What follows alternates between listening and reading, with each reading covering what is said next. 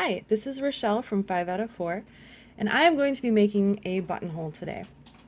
Now, buttonholes seem really scary to people, and they can be, but the machine is what does most of the work. So before you attempt it on any garment, try it on a scrap first. Then you will know how well your machine works on the very basics. So I have a scrap of woven fabric.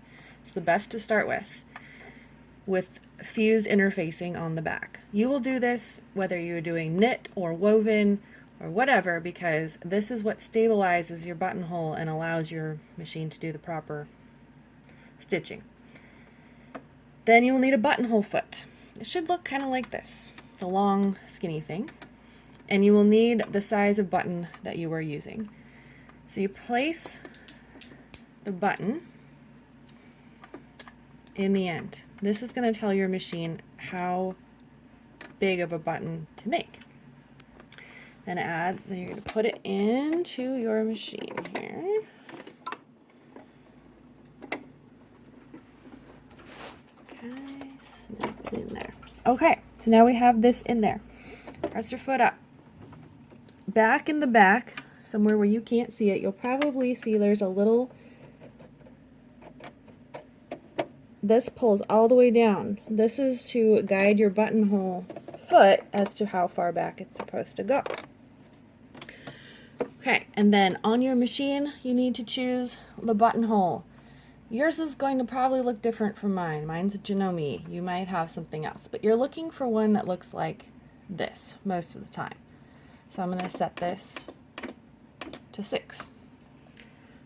Okay, so the most important thing is when you are looking at this, let's just put a mark on here. Let's say our buttonhole is marked like this.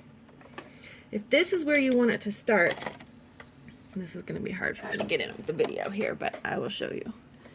Okay. So you're going to get this in here all the way so you can see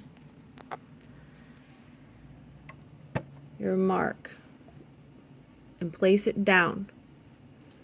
All right, now this is where we let the machine do the work.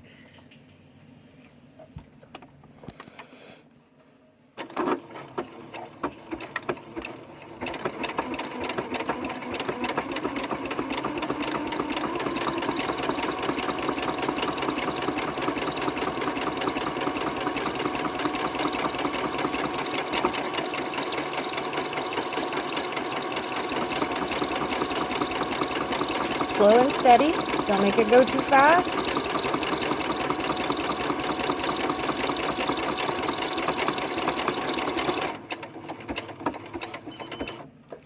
And that's it. Pull it out. And there is your buttonhole. When you go to open this, it is very highly suggested you place a pin at the very end so that you don't accidentally cut right through your buttonhole. This will limit that. Use your seam ripper to get it started and open it up gently all the way to the end. You can, if you want, you can peel this off and take more of it off, but usually this will be on the back of something in a placket or the back of a waistband, so it won't matter. And that's it. That's how you make a buttonhole.